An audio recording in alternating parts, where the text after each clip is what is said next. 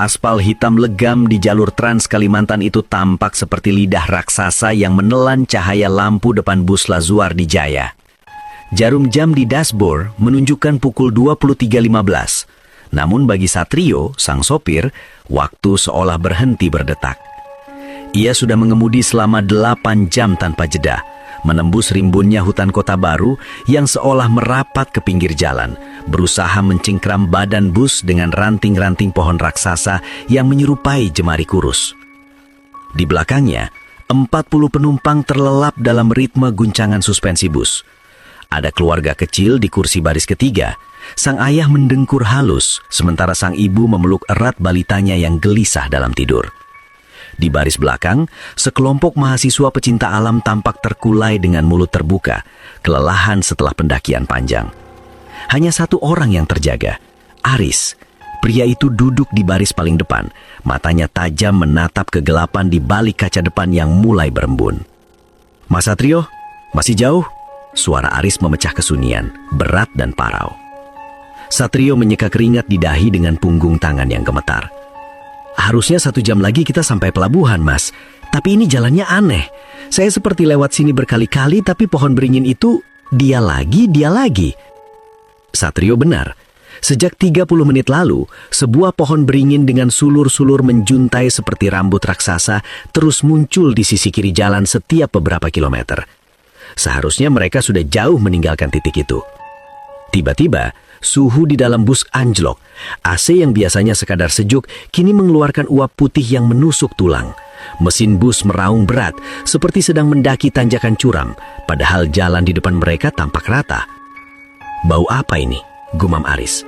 Bau itu menyeruak masuk melalui celah ventilasi.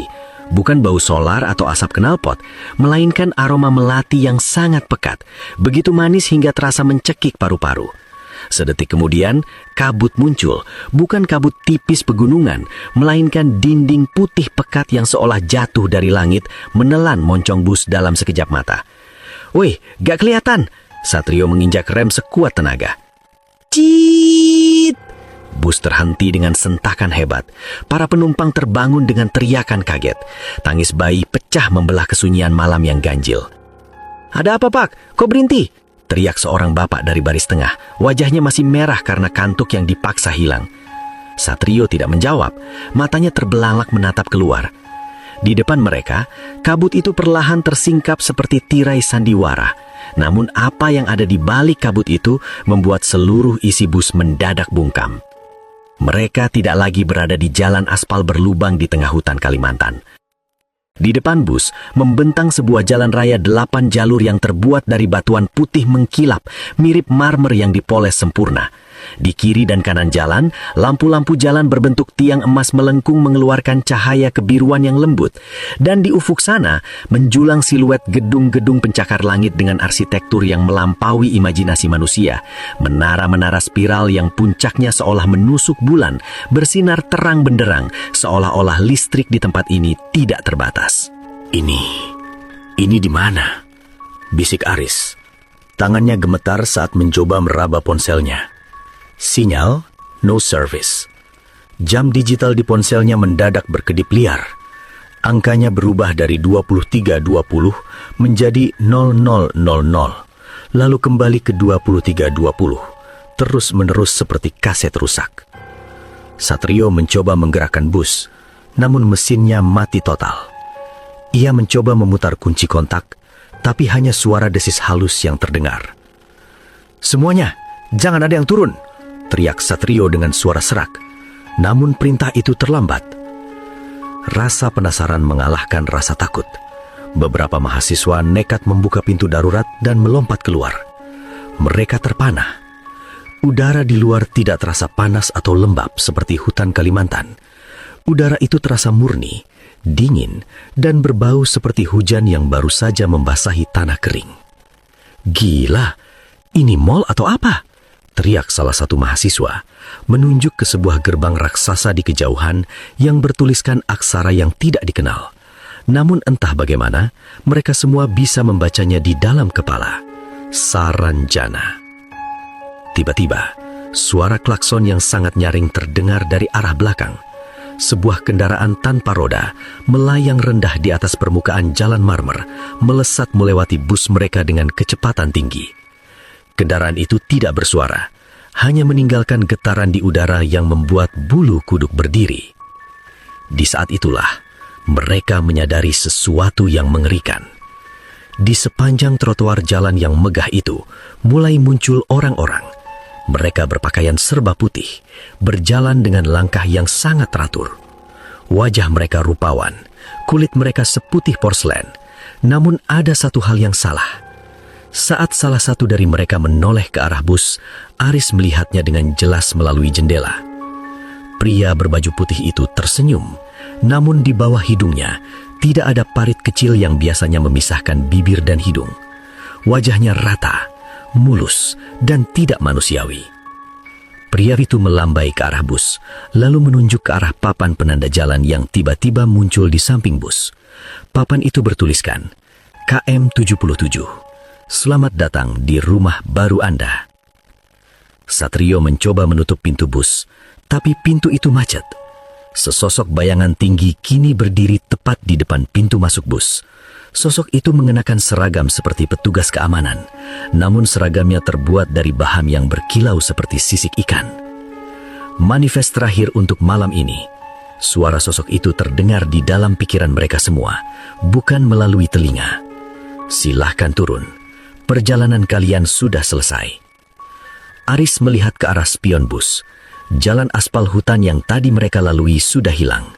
Di belakang mereka kini hanya ada kegelapan abadi tanpa ujung.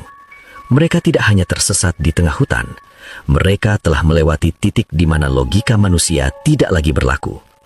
Bus Lazuardi Jaya kini hanya tinggal seonggok besi tua di tengah kota masa depan yang angker. Dan saat pintu bus akhirnya terbuka lebar sepenuhnya, kabut kembali masuk, menyelimuti kaki para penumpang, menarik mereka perlahan menuju gemerlap cahaya kota yang haus akan jiwa-jiwa baru. Pintu bus Lazuardi Jaya berderit. Engselnya seolah menjerit menolak udara asing yang merangsek masuk. Kabut putih yang tadi mencekik jalanan kini merayap masuk ke selasar bus, dingin dan berbau seperti logam yang baru diasah. Satrio, sang supir, mematung di kursinya. Tangannya masih mencengkeram kemudi yang kini terasa sedingin es. Turunlah. Suara itu kembali bergema di kepala mereka. Bukan suara manusia, melainkan vibrasi yang menggetarkan tulang belakang. Satu persatu penumpang melangkah turun. Kaki mereka gemetar saat menyentuh permukaan jalan yang terbuat dari marmer putih halus. Tidak ada debu, tidak ada kerikil, bahkan tidak ada jejak ban bus mereka di atas sana. Di depan mereka berdiri sosok petugas protokol yang tadi menyambut. Ia tinggi menjulang, mengenakan jubah perak yang permukaannya terus bergerak seperti air raksa. Wajahnya rupawan, namun datar sempurna di bawah hidungnya, sebuah kanvas kulit tanpa lekukan filtrum. Selamat datang di kediaman abadi para pengembara KM77. Sosok itu membungkuk hormat. Nama saya adalah S. Saya yang akan memandu integrasi Anda ke dalam kemuliaan Saranjana. Integrasi apa? Kami mau ke kota baru, bus ini cuma nyasar. Teriak seorang pemuda mahasiswa, nyalanya bangkit karena rasa frustasi. Ia mencoba berjalan kembali ke arah kegelapan di belakang bus. S tersenyum, senyum yang terlalu lebar, terlalu simetris. Jalan pulang adalah konsep yang sudah kalian tinggalkan sejak melewati kabut tadi. Lihatlah ke belakangmu anak muda. Pemuda itu menoleh. Di tempat bus Lazuardi Jaya tadi terparkir, kini hanya ada tumpukan kayu lapuk yang sudah keropos dimakan usia, ban-ban karet yang hancur berkeping, dan kerangka besi yang berkarat hebat, seolah-olah kendaraan itu sudah ditinggalkan di sana selama 50 tahun. Padahal, baru 5 menit yang lalu mesinnya masih menderu. Pekik histeris pecah dari para penumpang. Sang ibu memeluk bayinya lebih erat, namun anehnya bayi itu tidak lagi menangis. Ia hanya menatap langit yang berwarna ungu gelap dengan mata bulat yang tenang.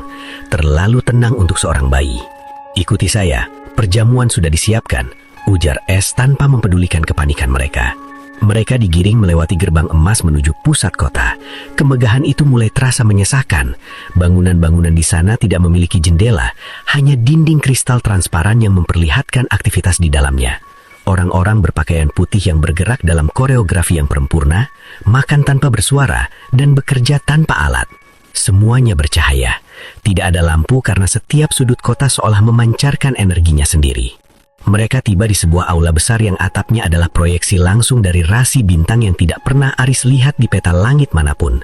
Di tengah aula, meja panjang berbahan pualam telah dipenuhi hidangan yang aromanya sanggup membuat orang yang paling kenyang sekalipun merasa lapar seketika.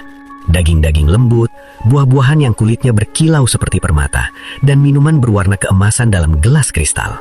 Silahkan makan, kalian pasti terlelah setelah perjalanan panjang itu, Es mempersilahkan. Para penumpang yang kelaparan mulai berebut kursi. Satrio ikut duduk, namun ia hanya menatap kosong ke arah piringnya. Aris, sang pendaki, tetap berdiri di sudut ruangan. Matanya menyipit, memperhatikan sesuatu yang janggal. Ia melihat ke arah jam dinding besar di ujung aula. Jarum detiknya tidak bergerak melingkar. Jarum itu hanya bergetar di satu titik, seolah sedang bertarung melawan sesuatu yang menahannya. Aris kemudian merogoh sakunya, mengeluarkan jam tangan mekanik miliknya. Jarum jamnya pun sama, berhenti tepat di detik saat bus terhenti di KM 77. "Mas Aris, gak makan?" tanya seorang ibu sambil menyuapkan sepotong daging ke mulutnya. "Enak banget loh, kayak daging rusa, tapi lebih manis." Aris mendekat ke meja. Ia memperhatikan hidangan itu lebih detail. Di antara tumpukan buah-buahan eksotis yang menggugah selera, ia melihat satu nampan berisi buah-buah kecil berbentuk seperti jantung, berwarna merah darah yang sangat pekat. Ingat, suara Es tiba-tiba terdengar tepat di telinga Aris, meski sosok itu berdiri 5 meter darinya. "Nikmati semua yang ada di sini, tapi ada satu protokol di kota ini. Jangan pernah menyentuh atau memakan apapun yang berwarna merah. Itu adalah warna untuk mereka yang sudah selesai." "Selesai apa?" tanya Aris ketus. Es tidak menjawab. Ia hanya menunjuk ke arah seorang penumpang pria yang sudah terlanjur mengambil buah merah tersebut karena rasa penasaran yang besar. Pria itu menggigitnya. Seketika, ekspresi wajahnya yang tadi ceria berubah menjadi kosong. Matanya perlahan memutih, kehilangan pupil. "Enak," bisik pria itu. Suaranya terdengar seperti dua batu yang saling bergesekan. Kulit pria itu perlahan mulai menghilangkan pigmennya, menjadi transparan hingga urat-urat birunya terlihat jelas. Ia berdiri, lalu berjalan perlahan menuju dinding aula yang terbuat dari kristal. Saat tubuhnya bersentuhan dengan dinding, ia tidak menabrak. Tubuhnya justru terserap masuk, menyatu dengan struktur bangunan, meninggalkan bayangan buram yang kini menjadi bagian dari dekorasi dinding tersebut selamanya. Hening. Sendok-sendok berdenting jatuh ke lantai marmer. "Itulah integrasi," ucap Es datar. "Dia sekarang adalah bagian dari fondasi keabadian Saranjana. Bukankah itu mulia?" Aris menelan ludah. Ia melihat ke arah teman-temannya yang lain. Mereka semua sudah memakan hidangan lain yang bukan berwarna merah. Namun tatapan mata mereka mulai berubah. Mereka terlihat bahagia, terlalu bahagia, hingga terlihat seperti orang mabuk. Mereka mulai melupakan ketakutan mereka, melupakan bus yang karatan, dan melupakan keluarga yang menunggu di rumah. "Kita harus pergi dari sini, Sat," bisik Aris pada Satrio yang masih memegang garpu dengan tangan gemetar. Satrio menoleh ke arah Aris. Di sudut matanya, Aris melihat setetes air mata jatuh, namun bibir Satrio menyunggingkan senyum lebar yang dipaksakan. "Pergi kemana, Aris? Di sini tidak ada malam, di sini tidak ada lelah. Aku tidak perlu menyetir lagi." Aris menyadari kengerian yang sebenarnya. Saranjana tidak menangkap mereka dengan kekerasan, melainkan dengan kenyamanan yang mematikan. Kota ini adalah jebakan yang dilapisi emas. Saat ia mencoba mencari jalan keluar, lampu-lampu biru di jalanan luar tiba-tiba berubah menjadi kuning terang. Suara lonceng besar berdentang dari menara pusat menggetarkan seluruh kota. "Waktunya istirahat. Petugas akan mengantar kalian ke kamar masing-masing. Jangan mencoba melihat keluar jendela saat lonceng berbunyi lagi. Karena di saat itulah penduduk asli Es yang sebenarnya akan keluar untuk mencari sisa-sisa." Aris mencengkram tas ranselnya. Di dalam sana, radio satelitnya tiba-tiba mengeluarkan suara statis yang tajam. Kresek, kresek, tolong, kresek, kresek. Bus 77 ditemukan, kosong, kresek, kresek. Suara itu berasal dari dunia manusia, dan bagi Aris, itu adalah satu-satunya pegangan realitas yang tersisa di kota terkutuk ini. Lonceng raksasa itu berdentang untuk ketiga kalinya. Suaranya bukan lagi getaran merdu, melainkan dentuman yang mengaduk isi perut. Aris mencengkeram das ranselnya, merasakan getaran radio satelit yang masih mengeluarkan suara statis di balik kain kanvas. Ia ditarik paksa oleh dua petugas berseragam sisik menuju sebuah blok hunian yang lebih mirip laboratorium kristal daripada apartemen.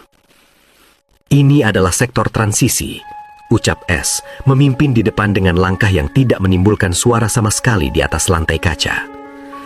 Kalian adalah tamu agung, tapi tamu yang bijak adalah tamu yang patuh. Di Saranjana, emas bukan sekedar perhiasan, emas adalah hukum. Mereka dimasukkan ke dalam kamar-kamar individu. Kamar Aris luas, berdinding putih gading dengan furnitur yang tampak tumbuh dari lantai. Tidak ada sambungan baut atau paku, semuanya menyatu. Di atas meja kerja yang jernih, tergeletak sebuah lempengan emas murni seukuran telapak tangan. Di atasnya terukir 3 baris kalimat dalam bahasa yang berpendar. 1. Milikilah hanya apa yang diberikan. 2. Bicaralah hanya pada yang bernafas. 3. Jangan tinggalkan bayanganmu sendirian. Aris membaca aturan ketiga berulang kali. Jangan tinggalkan bayanganmu sendirian. Apa artinya? Ia menoleh ke arah lantai. Cahaya biru dari luar jendela kristal menciptakan bayangan tubuhnya yang panjang dan tajam di atas lantai putih. Bayangan itu tampak normal, setidaknya untuk saat ini. Tiba-tiba, pintu kamarnya bergeser terbuka tanpa suara. Satrio menyelinap masuk. Wajah sang sopir bus itu pucat pasi, matanya merah karena kurang tidur, atau mungkin karena terlalu banyak melihat kemegahan yang tidak masuk akal. Riz, aku nggak tahan. Bisik Satrio, suaranya bergetar hebat. Tadi aku coba buka keran air di kamar mandi. Yang keluar bukan air, Riz. Cahaya, cairan bercahaya yang rasanya manis. Aku merasa jiwaku seperti ditarik keluar setiap kali menyentuhnya. Jangan sentuh apa-apa lagi, Sat, peringatkan Aris. Matanya terpaku pada lempengan emas di meja. Baca ini, ada aturan baru. Satrio membaca lempengan itu. Aturan kedua, bicaralah hanya pada yang bernapas. Maksudnya apa? Di sini semuanya kelihatan bernapas kan? S itu, dia bernapas kan? Aris terdiam. Ia ingat wajah S yang tanpa pori-pori dan tanpa filtrum. Apakah makhluk itu benar-benar bernapas? Atau ia hanya sebuah proyeksi dari kota ini? Tiba-tiba, dari koridor luar, terdengar suara tawa yang sangat akrab. Itu suara Laras, mahasiswi pecinta alam yang tadi ikut turun dari bus. Aris dan Satrio mengintip dari celah pintu yang tidak tertutup rapat. Laras sedang berdiri di tengah koridor, berbicara dengan sebuah patung emas berbentuk burung merak yang bertengger di pilar gedung. Laras tertawa genit, seolah sedang menanggapi lelucon yang sangat lucu dari patung mati itu. Laras, kamu bicara sama siapa? Teriak Aris terhatan. Laras menoleh, matanya tampak berkaca-kaca, namun ada kekosongan di sana. Dia bilang, Riz, dia bilang kalau aku tinggal di sini sedikit lebih lama, kulitku bakal secemerlang emas ini. Dia puji rambutku, Riz. Katanya rambutku indah. Laras, itu patung. Ayo masuk. Aris mencoba menarik tangan Laras. Namun, saat Aris menyentuh kulit Laras, ia tersentak. Kulit gadis itu terasa sangat keras, seperti keramik yang dipanaskan. Dan yang lebih mengerikan, saat Laras tertawa lagi, dari celah bibirnya bukan lagi keluar suara manusia, melainkan suara denting logam yang saling beradu. Laras melanggar aturan kedua. Ia berbicara pada yang tidak bernapas. Seketika, patung merak emas itu mengepakkan sayap logamnya. Suara kepakannya seperti pisau yang diasah. Burung itu tidak terbang, tapi bayangannya di lantai mulai merayap menuju bayangan kaki Laras. Saat kedua bayangan itu bersentuhan, Laras memekik. Suaranya melengking tinggi, lalu mendadak putus. Tubuh Laras mulai menguning dari ujung kaki. Bukan kuning kulit, tapi kuning metalik yang solid. Ia mematung di tengah koridor dengan posisi tangan yang masih melambai. Dalam hitungan detik, mahasiswi itu telah berubah menjadi patung emas murni yang indah. Sebuah hiasan baru untuk koridor Saranjana. Satrio terjatuh lemas di lantai. Dia jadi emas. Jangan lihat bayanganmu, teriak Aris tiba-tiba. Ia menyadari sesuatu. Cahaya di koridor itu mulai meredup, menyisakan satu sumber cahaya dari ujung lorong yang membuat bayangan mereka menjadi sangat panjang. Di Saranjana, bayangan bukan sekedar pantulan cahaya yang terhalang. Bayangan adalah bagian dari nyawa yang paling rentan. Aris menarik Satrio kembali ke dalam kamar dan membanting pintu hingga tertutup. Mereka duduk di kegelapan total, satu-satunya cara agar tidak ada bayangan yang tercipta di lantai. "Riz," bisik Satrio di tengah kegelapan. "Radio itu, coba nyalakan lagi." Aris merogoh tasnya. Dengan tangan gemetar, ia memutar tombol frekuensi. Suara statis yang tadi tajam kini mulai membentuk kata-kata yang lebih jelas. Berita terkini, pencarian bus Lazuardi Jaya dihentikan setelah 3 tahun tanpa hasil. Pihak keluarga mengadakan doa bersama di lokasi KM 77. Ditemukan beberapa barang tercecer, sebuah jam tangan mekanik yang berhenti di pukul 23.20. Aris menatap jam tangannya dalam gelap. Jarum detiknya masih bergetar di tempat yang sama. 3 tahun, Sat, bisik Aris. Di luar sana sudah 3 tahun. Tiba-tiba terdengar ketukan di pintu kamar mereka. Pelan, berirama dan sangat sopan. Tok, tok, tok. "Tuan Aris, Tuan Satrio, saya membawakan jatah cahaya untuk malam ini. Oh, dan mohon maaf atas kebisingan di koridor. Kami baru saja mendapatkan koleksi seni baru yang sangat menawan." Aris dan Satrio menahan napas. Mereka tidak berani menjawab. Mereka ingat aturan kedua. Bicaralah hanya pada yang bernapas. Dan sekarang, mereka tidak lagi yakin apakah S termasuk dalam kategori itu. Ketukan itu berhenti. Suasana menjadi hening mencekam. Namun, dari bawah celah pintu, sebuah cariran berwarna merah, warna yang dilarang, mulai merembes masuk ke dalam kamar mereka. Perlahan-lahan merayap menuju ujung kaki mereka yang bersembunyi di kegelapan. "Mereka tahu kita bangun, Sat," desis Aris. "Kita harus keluar dari blok ini sekarang, atau kita akan jadi pajangan berikutnya." Cairan merah itu merayap seperti lidah api yang lambat, menelan marmer putih di bawah kaki Aris dan Satrio. Warnanya begitu pekat, seolah-olah darah ribuan jiwa telah dikentalkan menjadi sirup yang berkilau. Di Saranjana, warna merah bukan sekadar larangan. Itu adalah peringatan bahwa dimensi ini mulai mencerna keberadaanmu. "Jangan injak, Sat, naik ke atas meja," perintah Aris. Keduanya melompat ke atas meja kristal yang dingin. Cairan itu berhenti tepat di kaki meja, berputar-putar seperti makhluk hidup yang sedang mengendus mangsanya. Di luar pintu, langkah kaki S menjauh, namun suaranya masih bergema di langit-langit kamar. "Keingintahuan adalah komoditas yang mahal di sini, Tuan Aris. Jangan sampai Anda bangkrut." Setelah kesunyian kembali mencekam, Aris merogoh ranselnya. Ia mengeluarkan radio satelit kuno merek Grundig miliknya. Alat itu terasa berat dan asing di tengah ruangan yang serba digital dan bercahaya. Aris memutar tombol frekuensi dengan jempol yang gemetar. Krrrsk. Suara statis itu terdengar seperti gesekan ribuan jarum. Namun, Aris menyadari sesuatu. Di kota yang sempurna ini, tidak ada gelombang radio.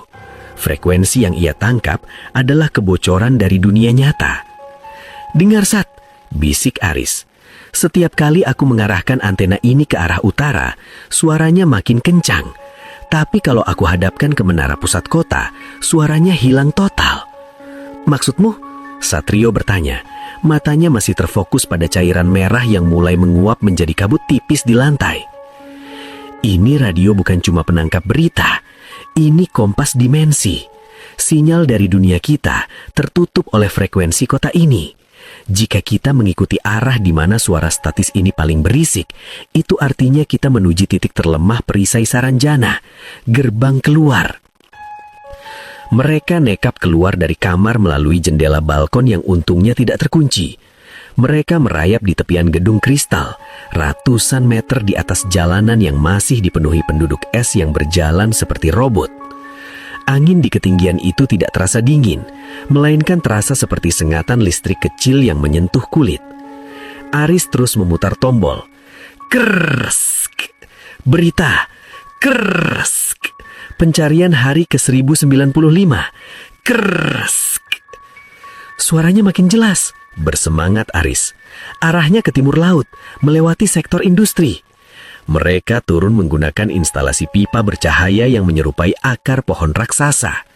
Saat kaki mereka menyentuh tanah di sektor industri, pemandangannya berubah drastis. Tidak ada lagi gedung megah. Di sini terdapat mesin-mesin raksasa berbentuk bola yang berputar tanpa henti. Mesin itu menyedot kabut putih dari udara dan mengubahnya menjadi balok-balok emas yang kemudian diangkut oleh kendaraan melayang. Itu bukan emas biasa, bisik Satrio, menunjuk ke salah satu balok. Di dalam balok emas yang transparan itu, tampak wajah-wajah manusia yang terdistorsi. Mulut mereka terbuka, seolah-olah sedang berteriak dalam diam. Itu memori mereka, Sat. Saranjana membangun kotanya dari ingatan kita yang hilang. Aris merasa mual. Tiba-tiba, radio di tangan Aris menjerit nyaring. Pi! Suara itu begitu keras hingga membuat beberapa penduduk asli yang sedang bekerja menoleh serentak. Wajah-wajah tanpa filtrum itu menatap mereka dengan mata yang mendadak berubah menjadi merah menyala. Lari! Aris dan Satrio memacu tunggai mereka menembus labirin mesin-mesin pemanen memori. Di belakang mereka, suara derap langkah yang sinkron terdengar mengejar.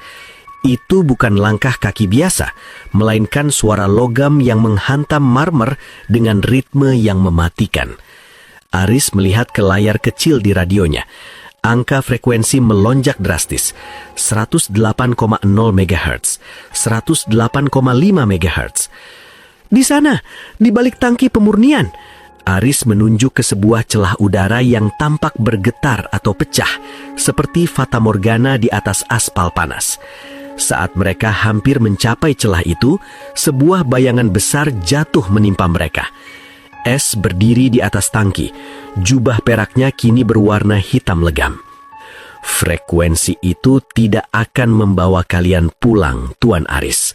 Suara es kini terdengar ganda, seperti ribuan orang bicara bersamaan. Itu hanya akan menunjukkan betapa kalian sudah dilupakan. 3 tahun adalah waktu yang cukup bagi dunia untuk menghapus nama kalian dari manifest kehidupan. Aku tidak peduli, teriak Aris. Ia melemparkan radionya ke arah celah getaran itu. Saat radio itu menyentuh celah, terjadi ledakan gelombang suara yang dahsyat. Dunia di sekitar mereka retak seperti kaca.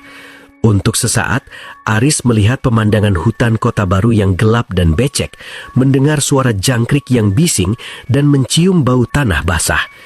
Sat, lompat! Namun saat Satrio hendak melompat, ia ragu. Ia melihat ke arah tangannya. Kulitnya sudah mulai menguning kaku. Setengah dari jiwanya sudah tertinggal di kursi sopir bus yang kini jadi karat. Aku nggak bisa, Riz. Aku sudah terjual. Celah itu mulai menutup. Aris meraih kerah baju Satrio, namun sebuah kekuatan magnetis dari kota Saranjana menarik mereka kembali. Radio itu jatuh ke tanah dunia nyata, sementara Aris dan Satrio terhempas kembali ke lantai marmer yang dingin. Es turun dari tangki, berjalan mendekat. Ia mengambil radio Aris yang kini sudah hancur layarnya. Kompas yang bagus. Tapi di sini, satu-satunya arah yang ada adalah menetap. Aris melihat ke radionya. Meski layarnya pecah, suara dari speaker kecilnya masih terdengar samar, menyayat hati. Dan berita terakhir, istri dari sopir bus Lazuardi Jaya, Satrio, dikabarkan telah menikah lagi pagi ini. Ia menyatakan sudah merelakan kepergian suaminya. Satrio meraung putus asa. Di detik itu, frekuensi harapan mereka benar-benar hilang, digantikan oleh sunyi yang paling purba. Raungan Satrio masih menggema di antara pipa-pipa kristal sektor industri. Namun suara itu segera diredam oleh kesunyian mekanis kota. Berita dari radio yang hancur itu, kabar tentang istrinya yang telah berpaling, menjadi hantaman yang lebih mematikan daripada pengejaran es. Satrio jatuh berlutut. Kulit tangannya yang menguning kini mulai merambat ke arah siku, keras dan dingin seperti kuningan. Bangun, Sat, itu mungkin tipuan mereka. Aris mencengkeram bahu Satrio, mengguncangnya keras. Bukan, Riz, aku bisa merasakannya. bisik Satrio, matanya kosong. Koneksiku dengan dunia sana putus. Aku sudah dianggap mati. Di sini aku cuma barang rongsokan. Es berdiri di atas mereka, memutar-mutar sisa antena radio Aris di jemarinya yang panjang. Keputusasaan adalah bumbu terbaik bagi penduduk kami. Tapi jika kalian masih bersikeras ingin memiliki hak untuk pulang, ada satu tempat di mana hukum fisika dan hukum gaib bertemu dalam sebuah kesepakatan. Es menunjuk ke arah lembah di bawah menara pusat, sebuah area yang diselimuti kabut merah jambu yang berpendar, di mana ribuan lampion melayang tanpa tali. Pasar Atma, tempat di mana segala yang hilang di dunia manusia, kunci yang terselip, berlian yang jatuh ke selokan, hingga nyawa yang tersesat diperjualbelikan. Tanpa pilihan lain, Aris memapah Satrio mengikuti Es. Semakin dekat mereka ke pasar itu, kebisingan mulai terdengar. Bukan kebisingan pasar tradisional yang riuh dengan tawar-menawar suara, melainkan kebisingan pikiran. Aris merasa kepalanya berdenyut. Ia bisa mendengar fragmen memori orang lain, tangis bayi, janji pernikahan, hingga penyesalan sebelum ajal. Pasar itu berbentuk spiral raksasa. Di lapak-lapak yang terbuat dari gading, duduk para pedagang yang wajahnya tertutup topeng porselen retak. Di depan mereka, barang-barang ganjil dipajang. Botol berisi tawa anak kecil, kotak musik yang memainkan detak jantung, dan tumpukan KTP manusia yang sudah usang. Lihat itu, Aris menunjuk ke sebuah lapak besar di tengah. Di sana ia melihat pemandu wisata bus mereka, seorang pria paruh baya bernama Pak Danu, sedang berdiri kaku di depan seorang pedagang bertopeng. Pak Danu tampak sedang menyerahkan sebuah bola cahaya kecil dari telapak tangannya ke arah pedagang itu. Sebagai gantinya, pedagang itu memberikan sebuah koin perak yang tertanam di dalam daging lengan Pak Danu. "Apa yang dia lakukan?" tanya Aris ngeri. "Dia menjual ingatannya tentang masa kecilnya," jawab Es datar. "Mata uang di pasar Atma adalah esensi. Jika kalian ingin membeli tiket kepulangan, kalian harus membayar dengan esensi yang setara dengan berat jiwa kalian saat pertama kali masuk ke sini." Aris dan Satrio mendekati lapak utama yang dijaga oleh sosok bertubuh raksasa dengan 4 lengan. Di papan pengumuman gaib di belakangnya tertulis manifest Busla Zuardijaya. Manifest KM77. Status: terjebak dalam transisi. Harga tebusan 40 jiwa utuh. Esensi terkumpul 15%, hasil barter Pak Danu dan penumpang baris belakang. "Kalian mencuri jiwa mereka," bentak Aris pada pedagang. Pedagang itu tertawa, suaranya seperti gesekan amplas pada kayu. "Kami tidak mencuri, Nak. Kami menawarkan pertukaran. Mereka ingin makan, mereka ingin tidur tanpa mimpi buruk. Mereka ingin lupa kalau mereka punya keluarga yang menangis. Kami memberikan kedamaian, mereka memberikan esensi." Satrio maju selangkah, menatap sang pedagang dengan sisa keberaniannya. "Aku mau beli tiket pulang untuk Aris. Berapa harganya?" "Sat, jangan." Aris mencoba menariknya kembali. "Diam, Riz. Kamu punya masa depan. Aku sudah tidak punya siapa-siapa di sana." Satrio menoleh, senyum pahit terukir di wajahnya yang mulai membeku menjadi logam. Pedagang itu menatap Satrio dengan mata yang bersinar di balik topeng porselen. "Untuk satu tiket pulang manusia, harganya adalah penghapusan total. Kau harus menyerahkan seluruh memori tentang dirimu kepada kota ini. Kau akan tetap hidup, tapi kau tidak akan tahu siapa dirimu, dari mana asalmu, dan untuk apa kau ada. Kau akan menjadi penduduk tetap tanpa identitas." "Dan Aris bisa pulang?" tanya Satrio tegas. "Dia bisa pulang, tapi ingat, di dunia nyata tidak akan ada yang mengingatmu. Kau akan hilang dari foto keluarga, hilang dari ingatan istrimu, bahkan namamu akan terhapus dari akta kelahiran.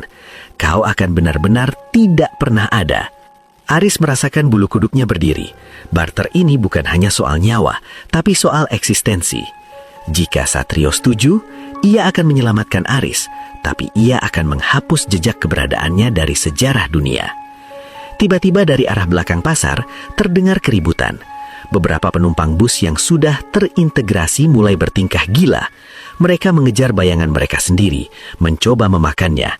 Suasana pasar yang tenang berubah menjadi horor psikologis saat cahaya di pasar itu berkedip-kedip merah. Pilihannya sekarang, atau kalian akan menjadi barang dagangan tanpa nilai, teriak sang pedagang saat bumi di bawah pasar mulai bergetar hebat. Aris melihat ke arah Satrio. Tangan Satrio sudah hampir seluruhnya menjadi emas murni. Sat, kita cari jalan lain, jangan jual dirimu. Namun Satrio sudah mengulurkan tangannya ke arah pedagang. Ambil semuanya, biarkan anak muda ini pulang ke ibunya. Saat tangan mereka bersentuhan, sebuah cahaya menyilaukan meledak dari tubuh Satrio. Aris terlempar ke belakang, namun matanya sempat menangkap satu hal yang mengerikan.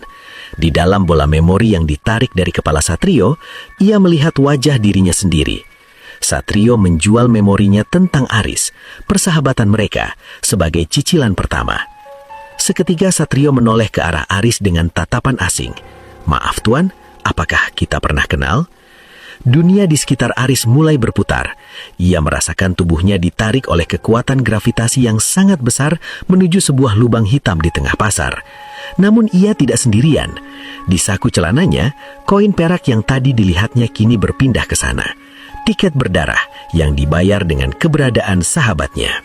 Koin perak di saku Aris terasa membara, seolah logam itu memiliki detak jantungnya sendiri. Di belakangnya, pasar Atma mulai meluruh menjadi debu cahaya. Aris menoleh terakhir kalinya pada Satrio. Sahabatnya itu kini berdiri tegak di samping pedagang bertopeng. Tangannya yang keemasan mengendam sapu lidi kristal, mulai menyapu lantai marmer dengan gerakan mekanis yang sempurna. Satrio tidak lagi mengenali Aris. Baginya, Aris hanyalah partikel debu yang lewat di depan matanya yang kosong. Lari Aris, jangan menoleh. Suara itu bukan dari Satrio, melainkan dari sisa frekuensi radio yang entah bagaimana masih berdesis di dalam kepalanya. Aris memacu kakinya menjauhi pusat kota, menuju pinggiran Saranjana di mana gedung-gedung mulai tampak pudar dan menyatu dengan hutan purba. Namun, setiap langkah yang ia ambil terasa berat. Bukan karena lelah, melainkan karena ia merasa tubuhnya menjadi lebih padat. Seolah-olah ada seseorang yang berdiri tepat di belakangnya, bernapas di tengkuknya, namun saat ia berputar, hanya ada bayangannya sendiri yang memanjang. Ia tiba di sebuah pos pemeriksaan perbatasan yang dijaga oleh sosok-sosok tanpa wajah yang memegang cermin raksasa. Di sana, sisa penumpang bus Lazuardijaya yang masih memiliki kesadaran berkumpul. Mereka tampak kurus, wajah mereka cekung, dan kulit mereka mulai memancarkan cahaya redup. "Pemandu wisata, Pak Danu?" panggil Aris saat melihat sosok yang dikenalnya. Pak Danu menoleh. Matanya yang dulu ramah kini terlihat seperti lubang hitam. Ia sedang memegang manifest bus yang robek-robek. "Aris, kamu bawa tiketnya? Tiket perak itu? Aku punya satu." Aris menunjukkan koinnya. Pak Danu menghitung jumlah orang yang berdiri di sana. 1, 2, 3, 39. Termasuk kamu, Aris. Tapi di manifest ini, Pak Danu gemetar, jemarinya menunjuk ke baris terakhir yang tertulis dengan tinta darah yang masih basah. Tercantum 41 orang. "Mana mungkin, penumpangnya cuma 40. Bantah seorang ibu-ibu yang memeluk tasnya erat. "Satrio sudah terjual. Laras sudah jadi emas. Sisanya ada di sini." Aris mencoba berlogika. "Harusnya jumlah kita berkurang, bukan bertambah." "Justru itu kengeriannya," bisik Pak Danu. "Di Saranjana tidak ada ruang kosong. Jika satu jiwa pergi, kota ini akan mengirim pengganti untuk ikut keluar ke dunia nyata." Penumpang ke-41. Aris merasakan dingin yang menusuk mulai merayap dari perutnya ke dada. Ia teringat rasa sesak yang ia rasakan sejak meninggalkan pasar. Ia perlahan mendekati salah satu cermin besar milik penjaga perbatasan. Awalnya, ia melihat bayangannya sendiri, lusuh, berdebu, dan ketakutan. Namun saat ia berkedip, bayangan itu tidak ikut berkedip. Bayangan di dalam cermin itu tetap menatapnya dengan mata terbuka lebar. Dan di balik pundak bayangan Aris, perlahan muncul sepasang tangan pucat tanpa kuku yang melingkar di lehernya. Sesosok makhluk yang menyerupai dirinya, namun tanpa belahan bibir dan dengan kulit yang bergetar seperti riak air, sedang membonceng di punggungnya. Makhluk itu adalah parasit dimensi, manifest ganjil yang ingin menyelundup masuk ke dunia manusia menggunakan tubuh Aris sebagai wadah. "Lepaskan aku!" Aris merontah, memukul-mukul pundaknya sendiri, namun tangannya hanya menghantam udara kosong. Di dunia nyata, makhluk itu tidak terlihat. Ia hanya eksis di dalam pantulan. Jangan berteriak, Aris. Makhluk itu berbisik langsung ke dalam otaknya. Suaranya adalah tiruan sempurna dari suara Satrio. Jika kau membiarkan aku ikut, aku akan memberimu semua kenangan Satrio yang tadi ia jual. Kau tidak akan kehilangan sahabatmu. Kita akan menjadi satu. Para penumpang lain mulai menjauh dari Aris. Mereka melihat bayangan Aris di lantai marmer kini memiliki 2 kepala. "Dia pembawa wabah!" teriak salah satu mahasiswa. "Jangan biarkan dia mendekati gerbang!" Penjaga perbatasan mulai bergerak. Mereka mengangkat cermin-cermin mereka, memfokuskan cahaya ungu dari menara pusat ke arah Aris. Cahaya itu berfungsi seperti sinar X gaib, mencoba memisahkan parasit dari inangnya. "Sakit! Hentikan!" Aris menjerit saat kulitnya terasa seperti dikuliti hidup-hidup. Makhluk di punggungnya mencengkeram lebih erat. Kuku-kuku gaibnya menghujam ke dalam sumsum tulang belakang Aris. "Jika aku mati, kau juga mati, Aris. Kita sudah satu manifest." Pak Danu maju. Ia merobek manifest kertas di tangannya menjadi 2. "Hanya ada satu cara, Aris. Kamu harus menghapus namamu sendiri dari daftar ini. Jika namamu tidak ada, dia tidak punya kursi untuk diduduki." "Tapi kalau namaku dihapus, aku tidak bisa pulang." Aris terengah-engah, pandangannya mulai kabur. "Pilih, Aris," teriak Pak Danu. "Pulang sebagai monster atau tetap di sini sebagai manusia yang merdeka?" Aris melihat ke arah gerbang kabut yang mulai terbuka di kejauhan. Di balik kabut itu, ia melihat sekelebat lampu sorot polisi dan suara ambulans dari dunia nyata.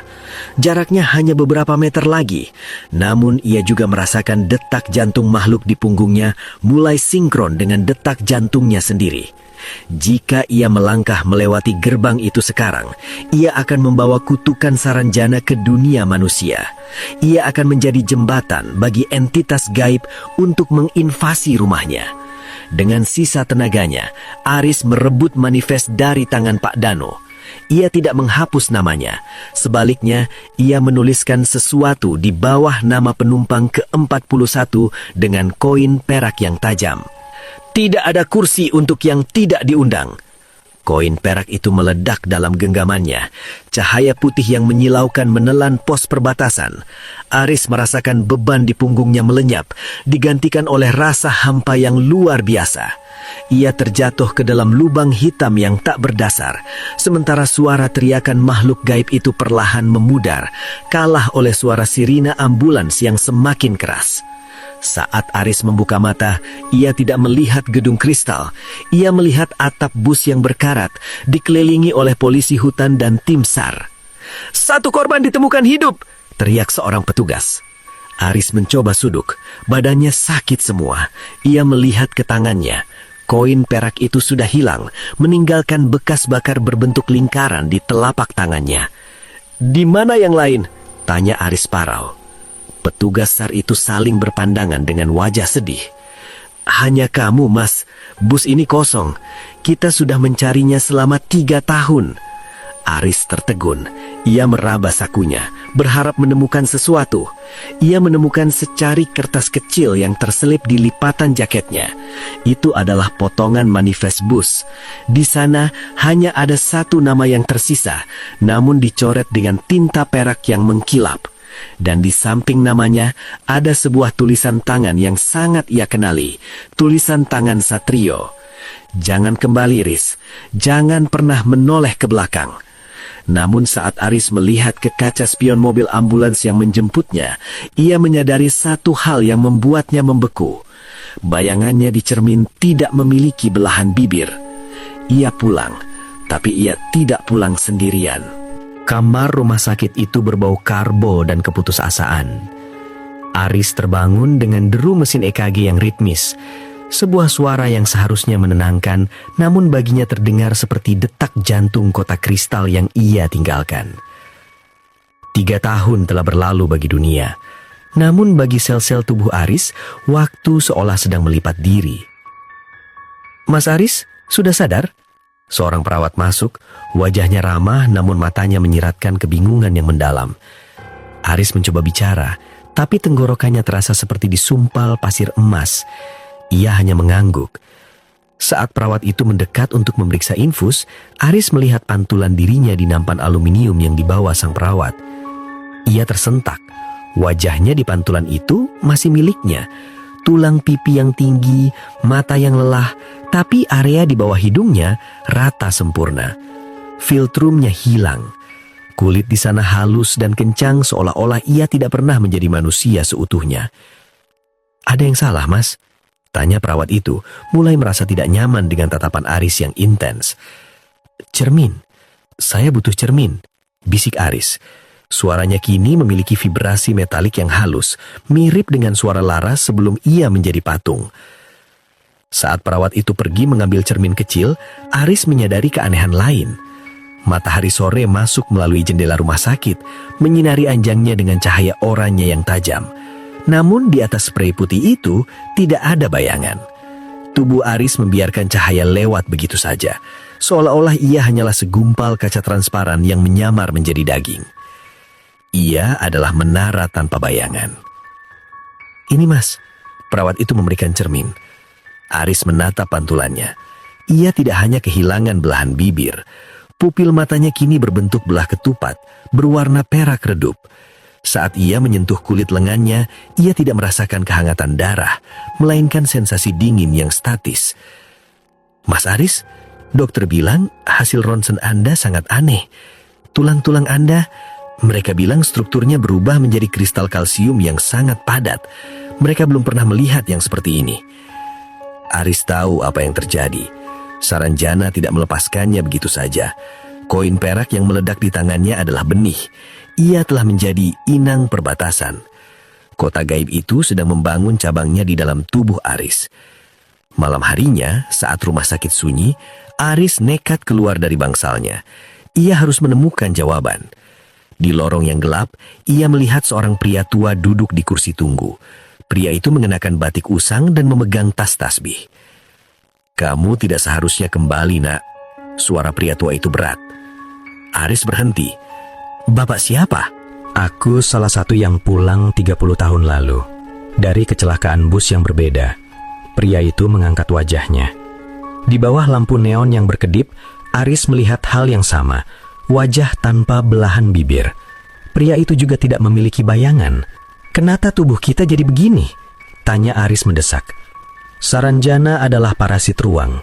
Jika ia tidak bisa menelan seluruh bus, ia akan mengirim satu orang sebagai suar. Tubuhmu sekarang adalah antena, Aris.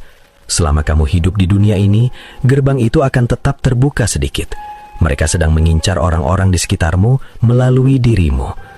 Aris teringat ibunya. Teringat orang-orang yang menemukannya di hutan. "Maksud Bapak, aku membahayakan mereka?"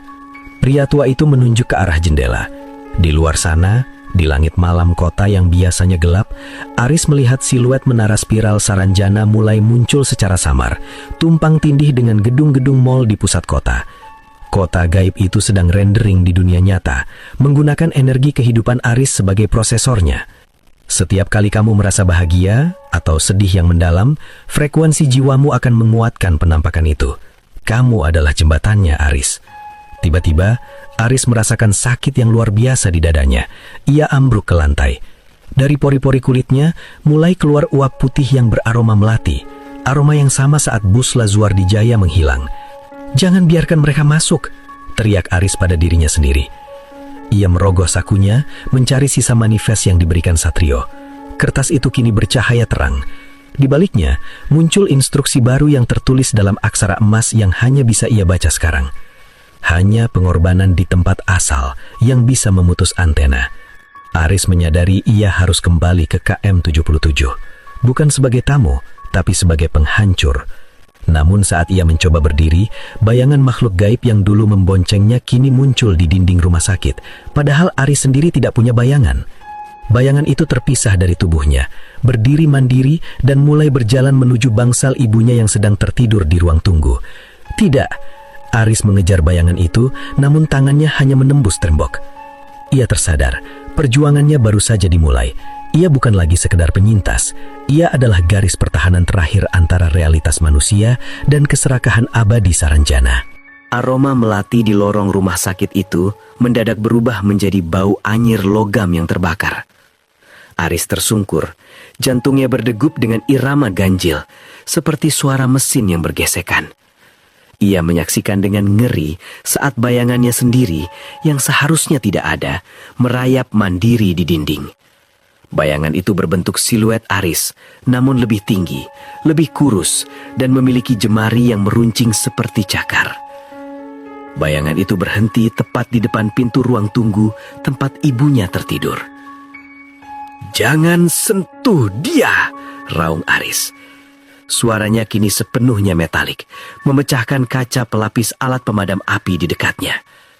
Ia mencoba menerjang, namun tubuhnya yang kini bersifat kristalin terasa kaku. Bayangan itu menoleh, wajah hitam di dinding itu menyeringai. Tanpa suara, ia merogoh ke dalam pintu yang tertutup, dan Aris melihat sesuatu yang mustahil.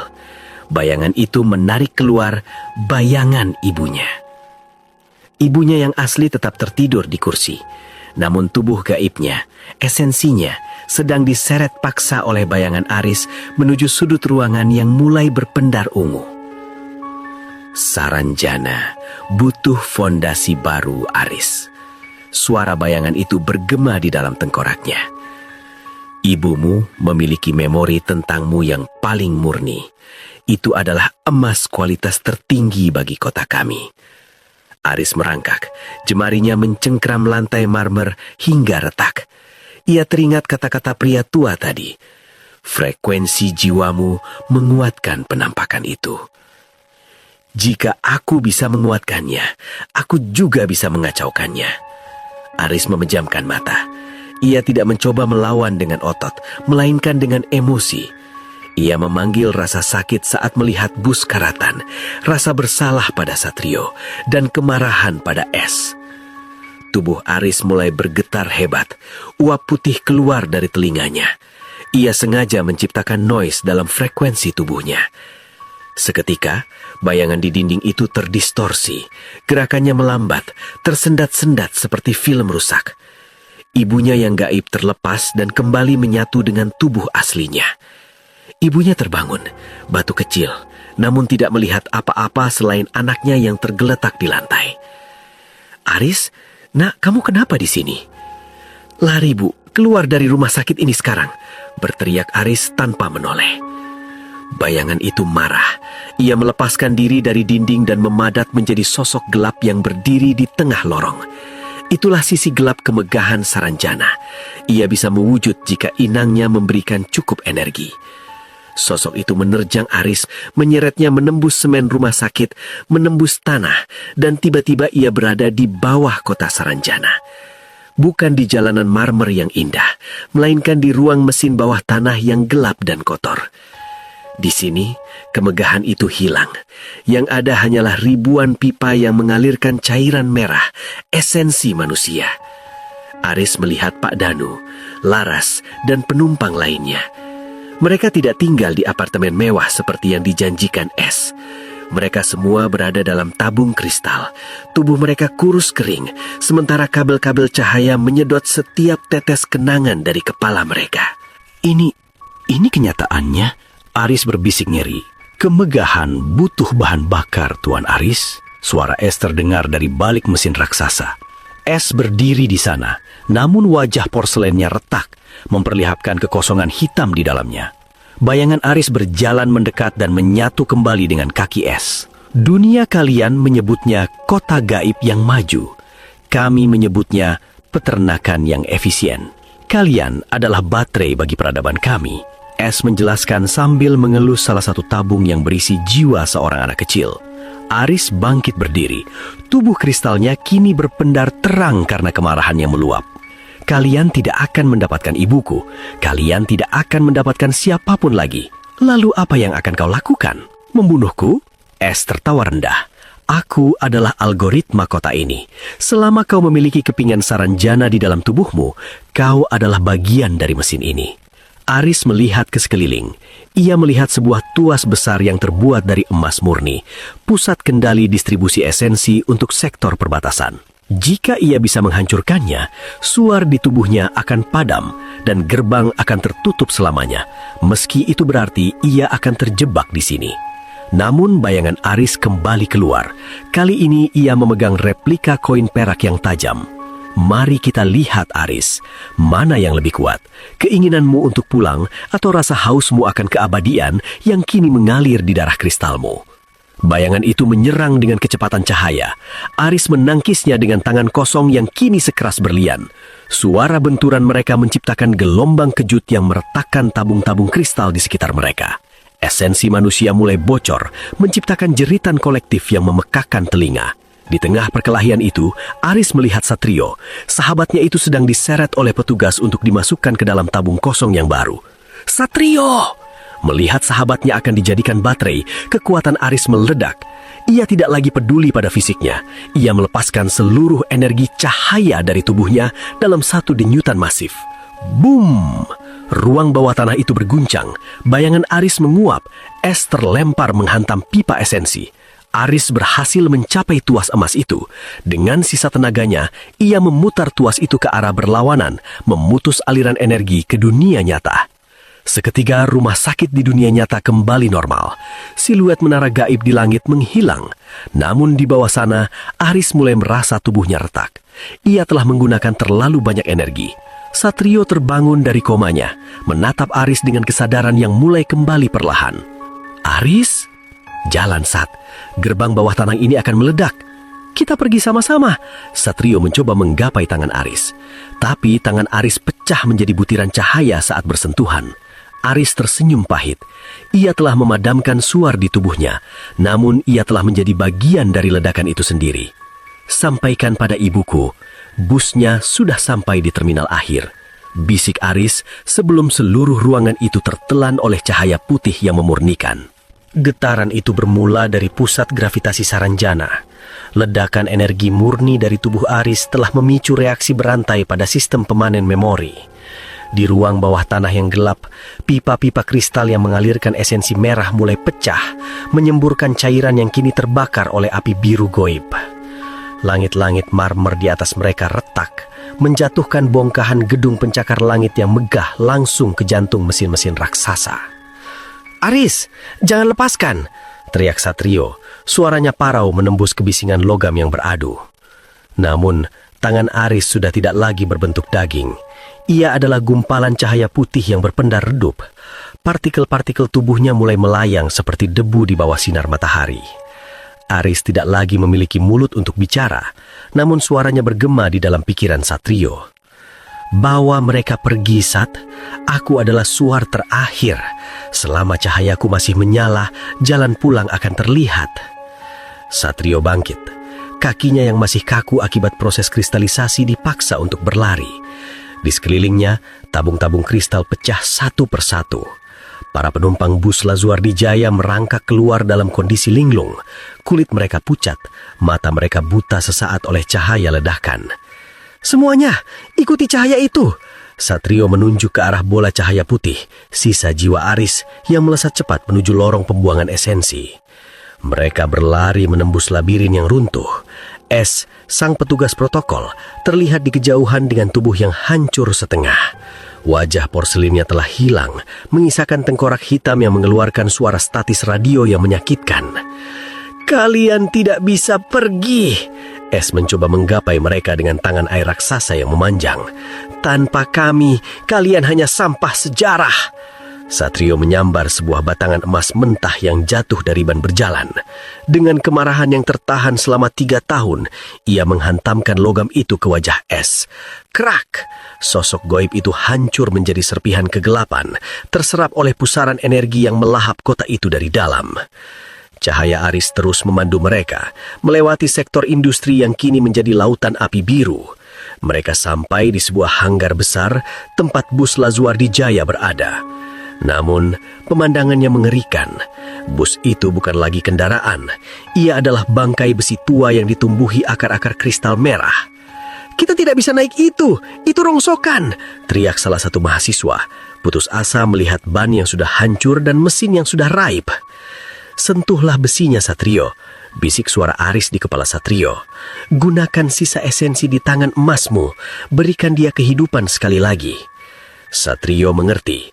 Ia menempelkan kedua tangannya, tangan yang telah terjual dan menjadi emas, ke kap mesin bus yang dingin. Ia memejamkan mata, membayangkan deru mesin saat mereka berangkat dari terminal 3 tahun lalu. Ia memberikan seluruh sisa memori indahnya tentang perjalanan, tentang tawa penumpang, dan tentang aroma solar yang jujur. Seketika, bus itu bergetar. Akar-akar kristal merah mengering dan rontok. Karat di bodinya memudar, digantikan oleh cat biru Lazuardi yang mengkilap seperti baru keluar dari dealer. Ban-bannya terisi udara gaib, dan lampu depannya menyala, membelah debu reruntuhan dengan cahaya putih yang tajam. "Masuk! Semuanya masuk!" perintah Satrio. 39 penumpang melompat masuk ke dalam kabin.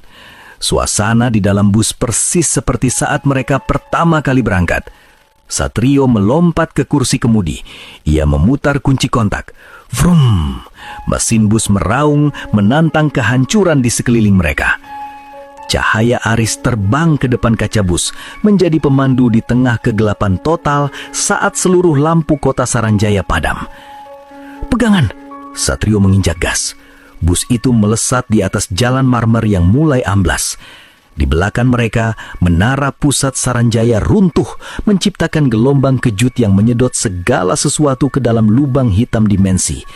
Arsitektur megah itu berubah menjadi debu, kembali ke asal mereka. Kenangan yang terlupakan. Mereka menuju ke ordinat KM 77. Di depan mereka, dinding kabut tebal kembali muncul. Namun kali ini warnanya bukan putih suci, melainkan abu-abu gelap yang bergejolak. "Tabrak kabutnya, Sat, jangan injak rem!" Aris berteriak dalam frekuensi yang menyayat. Satrio melihat jarum speedometer menyentuh angka 120 km per jam. Di depannya, bola cahaya Aris mulai meredup, semakin kecil dan akhirnya meledak tepat di titik pusat kabut. Ledakan itu menciptakan lubang kecil, sebuah celah dimensi yang hanya muat untuk satu bus. "Untuk Muris," Satrio berteriak sambil memutar kemudi lurus ke arah celah itu. Dum! Guncangan hebat melemparkan para penumpang ke lantai. Suara kaca pecah dan jeritan memenuhi kabin.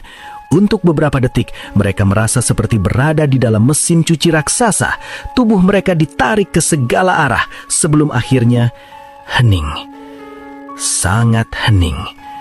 Hanya terdengar suara tetesan air hujan yang menghantam atap bus.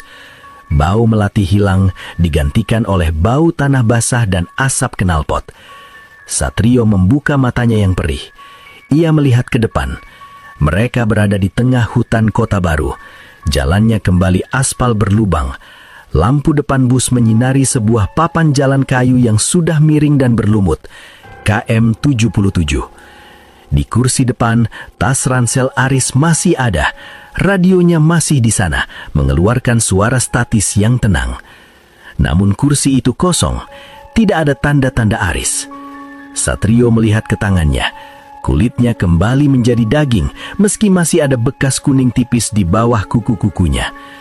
Ia menoleh ke belakang, melihat para penumpang yang menangis bahagia saling berpelukan di tengah kegelapan hutan. Namun kegembiraan itu terhenti saat seorang polisi hutan mendekat ke arah jendela bus dengan wajah pucat pasi menodongkan senter dengan tangan gemetar. "Kalian siapa?"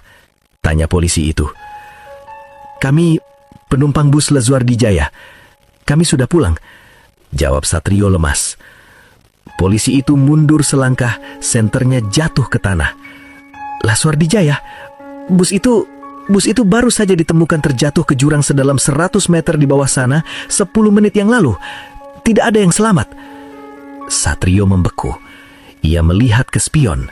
Di kejauhan, di antara pepohonan, ia melihat bayangan putih seorang pemuda berdiri diam, melambaikan tangan sebelum perlahan-lahan menghilang bersama kabut. Hujan di kota baru turun seperti tangisan alam yang tak kunjung usai. Dinginnya menembus jaket, namun para penumpang bus Lazuardi Jaya tidak merasakannya. Mereka berdiri di samping bus yang tampak baru, mengkilap di bawah lampu senter polisi hutan yang gemetar.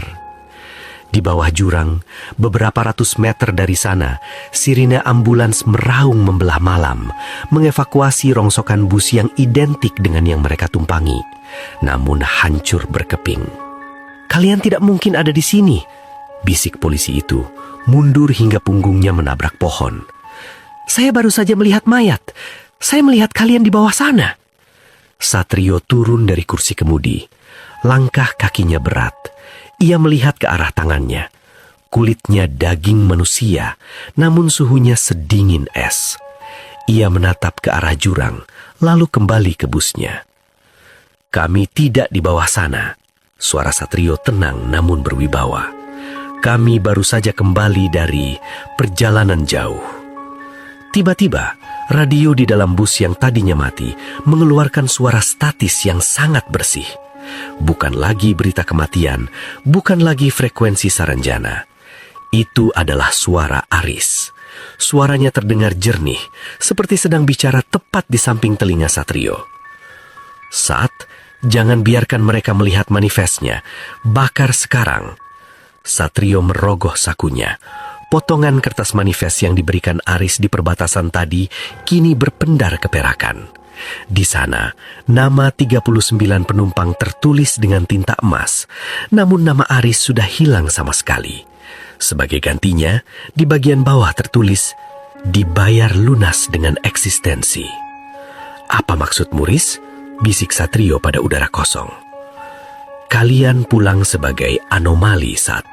Jika dunia tahu kalian adalah mereka yang seharusnya mati di jurang itu, realitas akan menarik kalian kembali. Kalian harus menghilang sebelum fajar menyingsing." Satrio menyadari kebenaran yang pahit.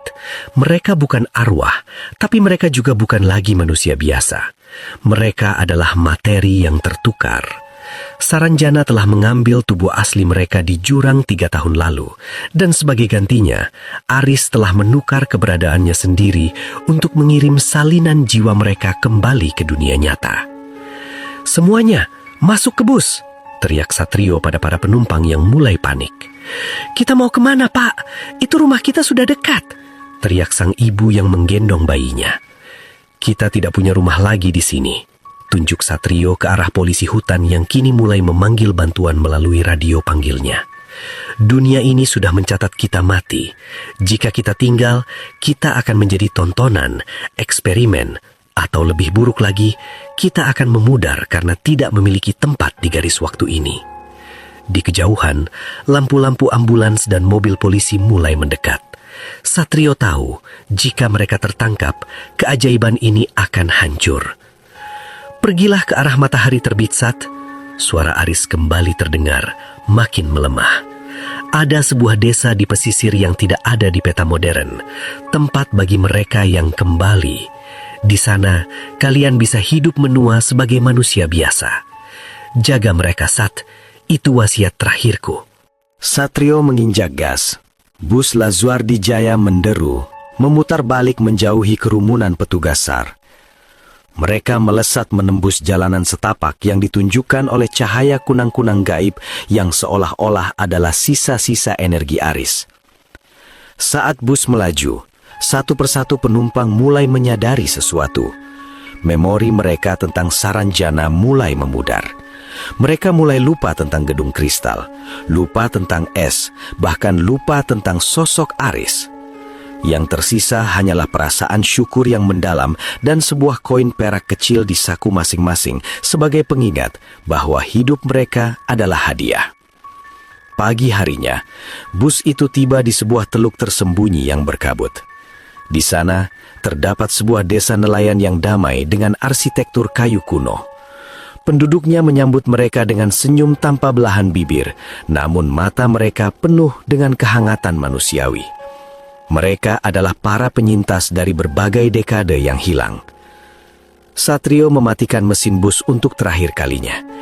Ia turun dan melihat ke arah laut. Di ufuk timur, matahari terbit dengan warna oranye yang luar biasa indah. Ia merogoh sakunya dan menemukan sebuah benda terakhir, jam tangan mekanik Aris. Jam itu kini berdetak kembali. Tik-tok, tik-tok. Detiknya berjalan maju. Waktu bagi mereka telah dimulai kembali. Satrio tersenyum tipis. Ia tahu Aris tidak benar-benar hilang. Aris kini menjadi bagian dari angin yang berhembus di kota baru, menjadi cahaya yang memandu orang tersesat di KM 77, dan menjadi pelindung gerbang agar tidak ada lagi yang harus membayar harga semahal dirinya. Di terminal akhir ini, perjalanan mereka memang selesai, namun hidup yang baru justru dimulai.